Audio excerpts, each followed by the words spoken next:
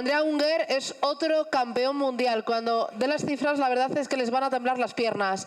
Es desde el año 2001 campeón mundial, un reconocido trader profesional. Además forma parte del comité científico de la Sociedad Italiana de Análisis Técnicos. Autor muy apreciado, ha sido ponente internacional, destaca por haber descubierto la importancia del tamaño de la posición. En 2005 consiguió encabezar el Top Trader Cup en la división de futuros con más de un 60% de rendimiento en 3 meses. En el mismo año también terminó primero en la carrera mensual de la T-Cup, organizada con un rendimiento mayor del 50% en un solo mes. En 2008, porque esto sigue, en 2008, el Campeonato Mundial de Futuros con un... ahora sí que tiemblan las piernas, agárrense. 672%, Campeonato Mundial de Futuros.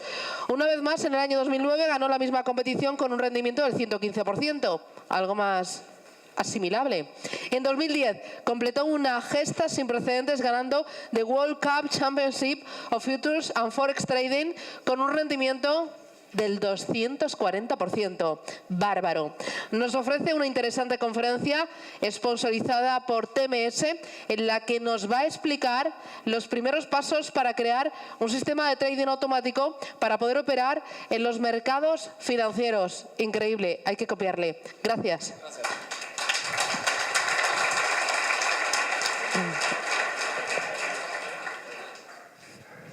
Well, good morning after everybody. I speak only English, sorry about that. That's me in Chicago after one of the victories that she probably said. I didn't understand very well what she was presenting. In any case, just to recap a short part about me, as said, I'm the only one who won 4 times this World Cup Trading Championship. And I'm a full-time professional trader since 2001, so it's a while now that I live only from trading. I wrote a book, and she mentioned that probably, and this is something that is appreciated. It has been also translated into Chinese, not in Spanish, unfortunately. And I am the Italian Society of Technical Analysts. I am one of the members of the scientific committee. And the best part of this is that I've been invited all over the world. I recently been to China, where there were over 1,000 people, but you know, TMS has invited me to come here because I've also been to Warsaw, where I met 400 of their customers for a lecture, a full-day lecture about trading. But okay, let's go into technical parts because it's the reason why you are here today. And Forex world is normally split into 3 main parts. Investment, but this is not really what you are here for because it's something more for long term. Hedging for protection, maybe producers of goods hedge with the currency risk with Forex pairs, and speculation. I put it like that because speculation as a word is normally perceived as something evil, the bad speculator. It's not really the case. What we do, what I do and what you probably all do, is we try to ride some trends, short or longer trends that happen in the markets. And it's all about the trade, the time horizon the trade has. We want to sit in the market as long as we feel that market is moving in the direction where we are sitting in. And actually, it sounds bad, but the origin of the name speculation comes from speculationem or other specula, which is a mirror. So it means actually to observe. And this is what we have to do. We have to observe markets. We have to try to understand, observing what they do, and then obviously we have to try to take advantage of what we see. Hopefully we see the right things. So we have to understand what to do to take advantage of the markets, to make some gains, which is the reason why we are here today. The topic of today is trend or counter trend. okay, because there are well-known techniques, trend following or counter trend, and actually these are only names we use to identify the technique we decide to use to enter the market, because the aim at the end of the day is still to enter the market and ride a trend. So counter trend does not mean that we go against just to be hit what normally happens when we hit the stop loss, but we try to get into the market moving against one of the most recent trends, but we're still looking for a trend. So it's just a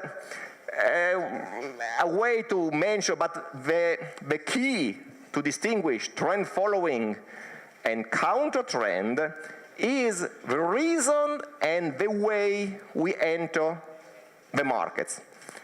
What I try to do now is to look into these two families of techniques, of models, and I will also explore some of the most common models that are known to see actually what really work, if they work everywhere on all markets, and once we identify a model on one market, if that model can be improved with some filters or with some conditions in our strategy. This is what I just said. So trend following.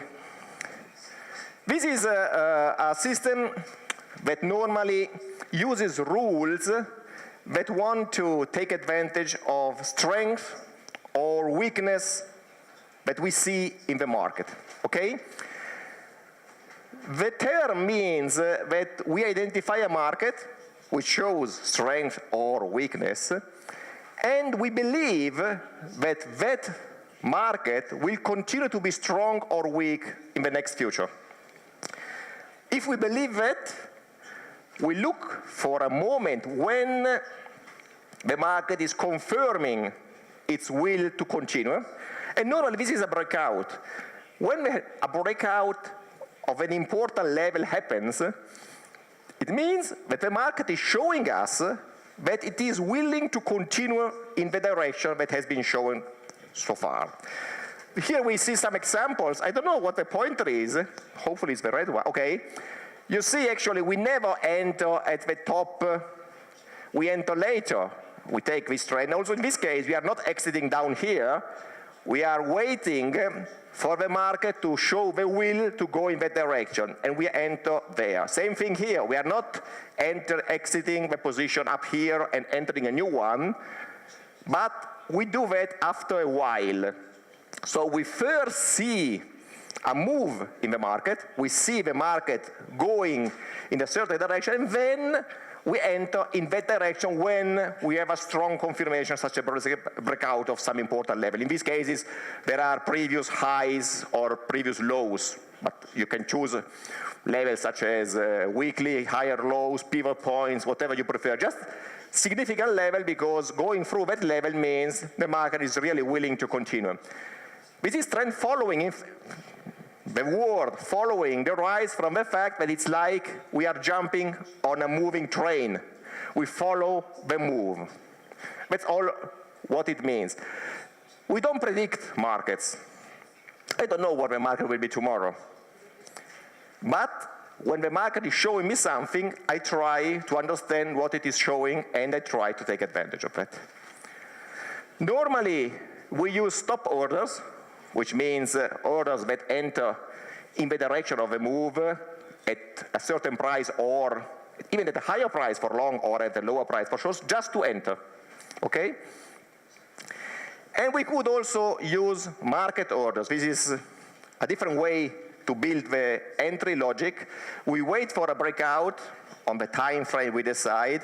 Once the breakout happened, we enter market next bar in the direction that the breakout obviously showed. Just an alternative. And stop loss is obviously recommended, or stop and reverse, which means MetaTrader users are not extremely familiar with this. It means that you might always stay in the market, but you close your position when the opposite setup takes place, and you take also an opposite position. So if you are long, the stop and reverse means you close your long position at a certain level, and at the same level you open a short position, a short entry now to the downside. Stop and reverse. This does not mean you are working without a stop loss. Be careful, this is very important. You have always to use a protective stop, which means you don't keep your position open, hoping to see the money back. You have a rule that tells you when you close the position. Either you use a fixed stop, 100 pips, for example, or a rule like this one, where you simply reverse the position to the short, or another way is a time exit. I will close this trade after 10 days, 10 hours, 10 minutes. You have a rule. You have a rule. You have a plan, okay? Never sit and hope. Hope is your enemy. Take profit. In this type of systems, normally take profit orders don't lead to many benefits. Just because you are trying to ride a trend, and if you take profit, you stop riding the trend. So it's a countersense, actually. So actually, take profit for trend-following methods are normally bad.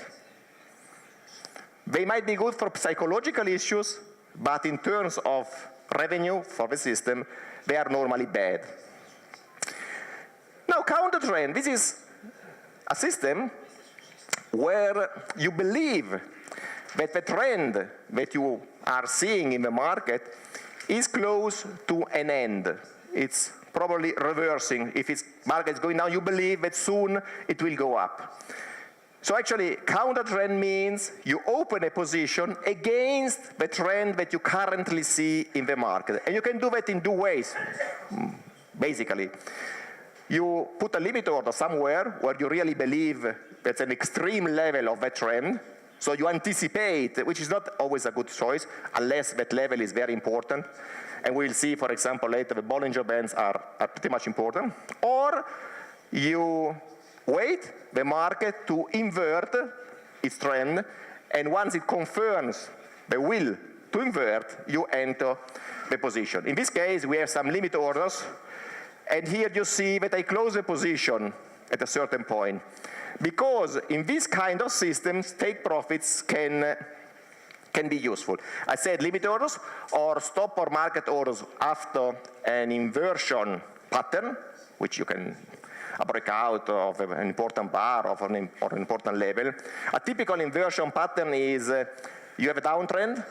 This trend goes through the lower Bollinger Band, and then next bar, you go back inside the Bollinger envelope.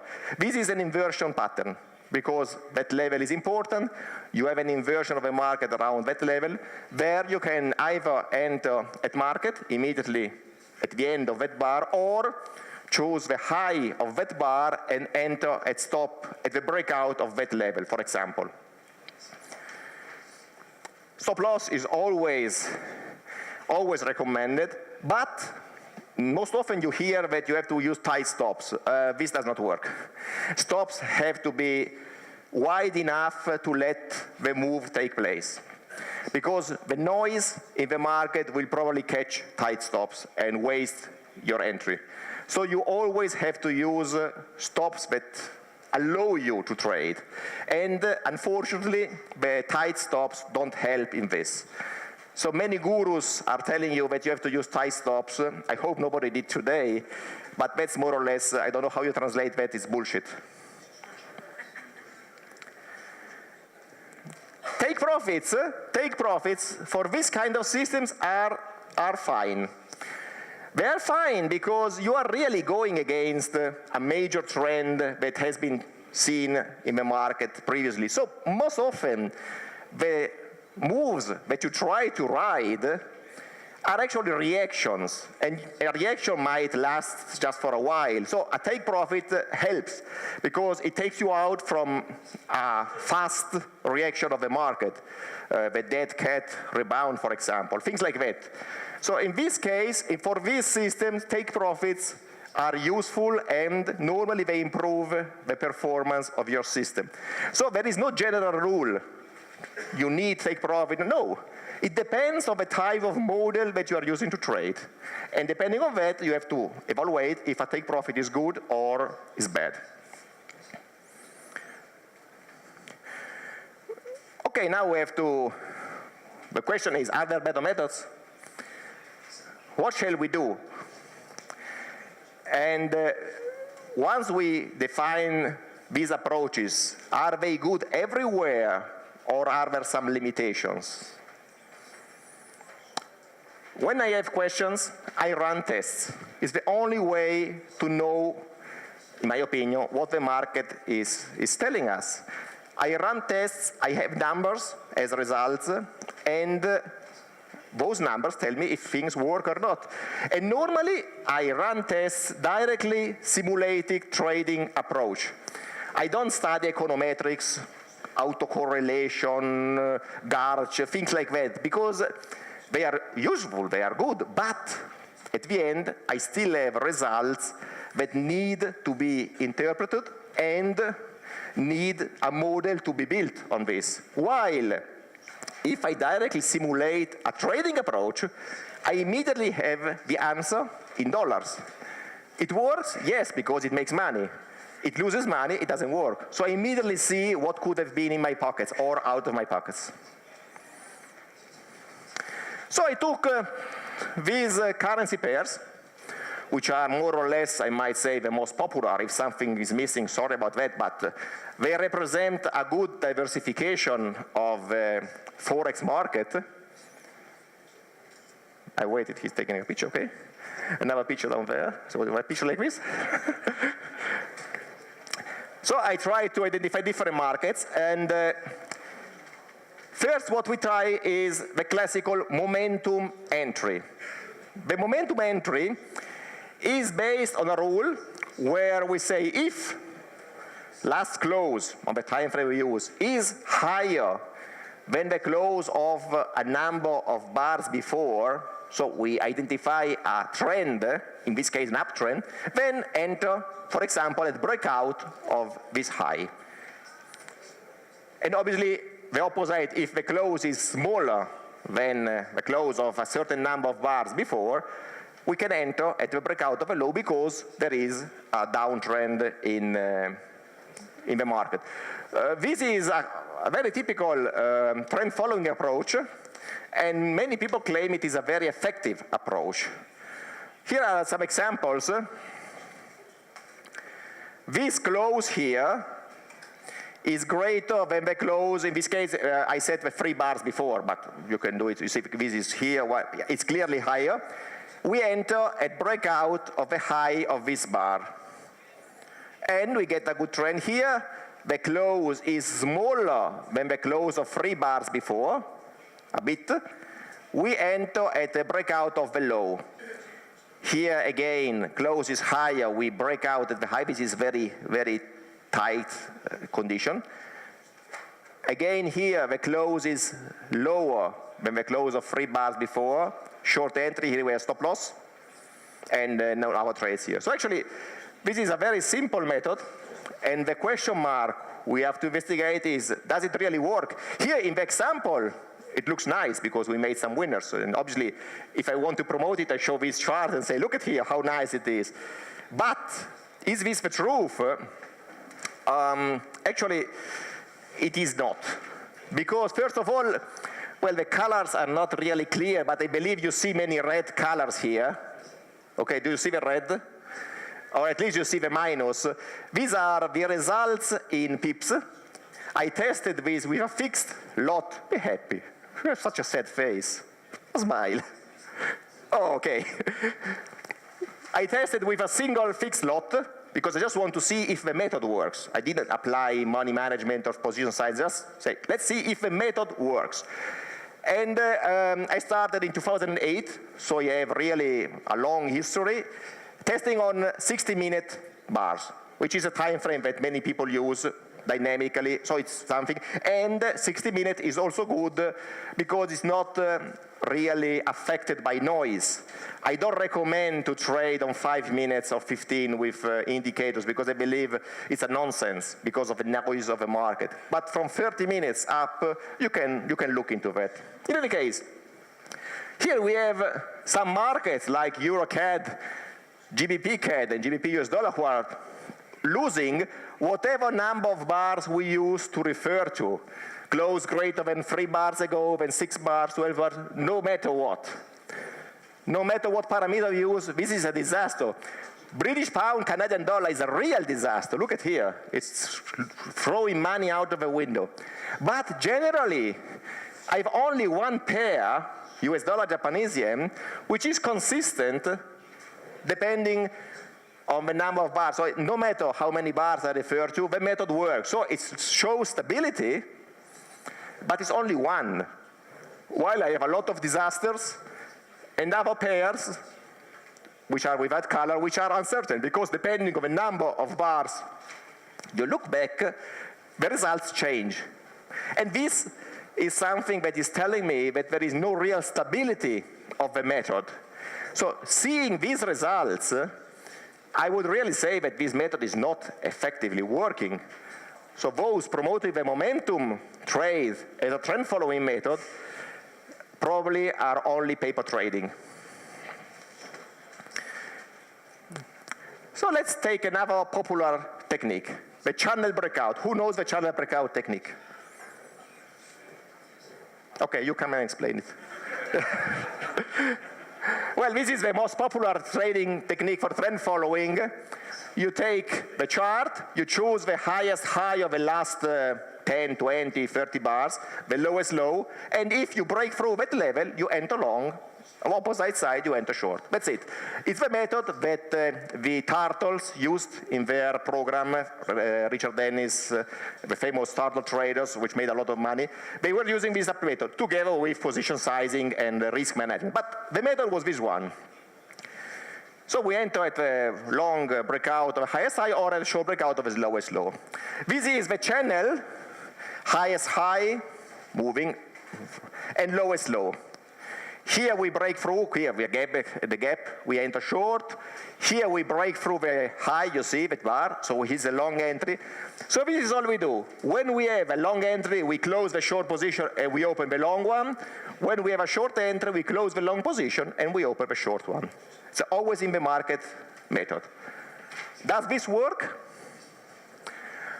I might say yes, because first of all you see different green spots, which means there are different currency pairs that show positive results, and these results don't depend on the number of bars used to build the channel.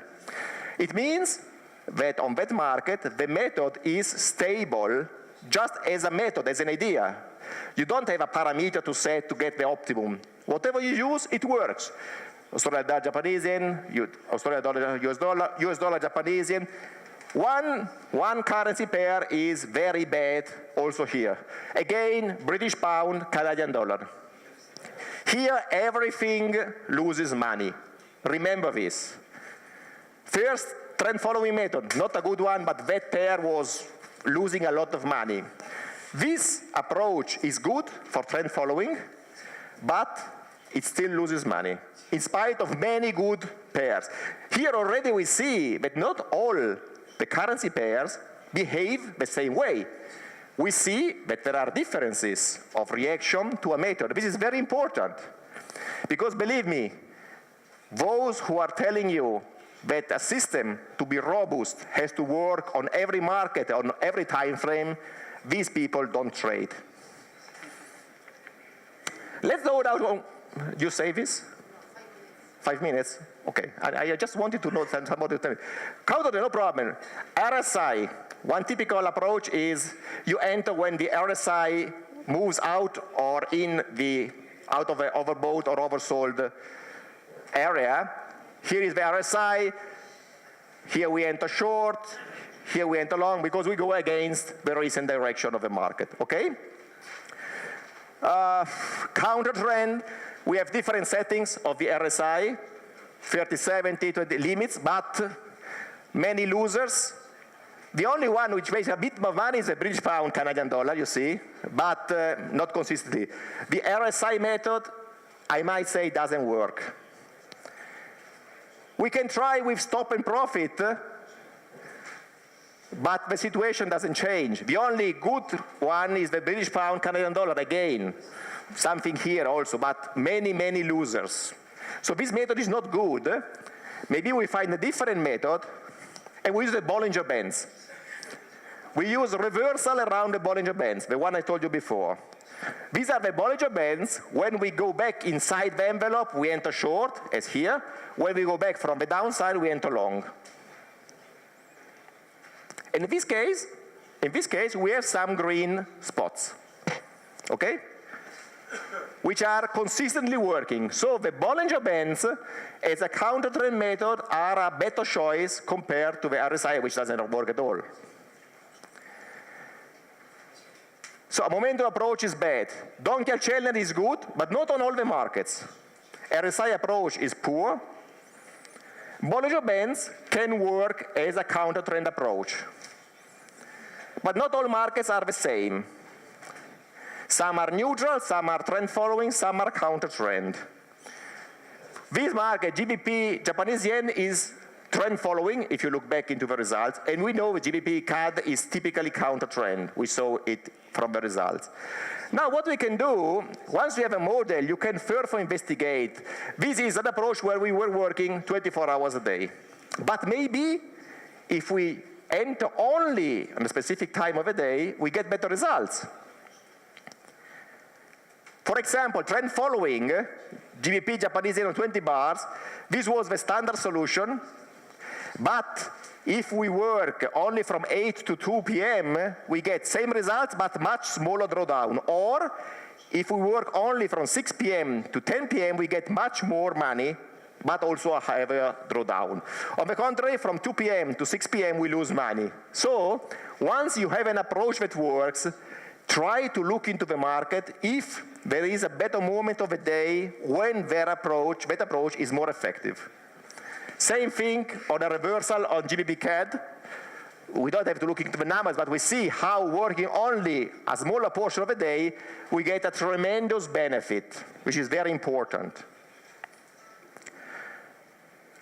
Some models are more effective than others. Not all the markets respond the same way. Times of the day are important. What to do next? Here, if you copy that link, that is what you can take a pic of. You will get a free access to a course. And you can trade many more markets if you open an account with TMS brokers. I just want to show this. This is the course. It's an online course which costs around $200. You have a lot of information about systematic trading, but through that link you get it completely free of charge. Just a gift for participants here at the Madrid Expo. Then we have TMS, who invited me here, and if I accepted it's only because I believe they are trustful, because there are many brokers who are not here probably, but there are, and you know that in the broker. I think these guys are honest to be considered, and you have obviously many currency pairs. They have an incredible long history as well on their servers. Also future coverage through CFA, low deposit, no swaps, which is not to be neglected. CFDs on the indexes, obviously commodity and shares. And flexibility, lots, mini lots, micro lots, so you can trade as small as you need. This is very important. Forex generally is not good because you have leverage. It's good because you can trade as small as you need and to limit your risk. And then you get also a bonus, but I don't think this is really important. This claim, not more than 30,000 euro anyway, opening balance, because it would be too generous. So really, the stand is here. You can just get some information if you wish. Lady gets angry if I get late, because they say Italians always get late. I thank you. This is my website, ungeracademy.com. or oneyeartarget.com. You can visit the website. If you go through the bit link, you get access to the website directly. That's it. I thank you for having been here, and maybe next year we meet again. Ciao.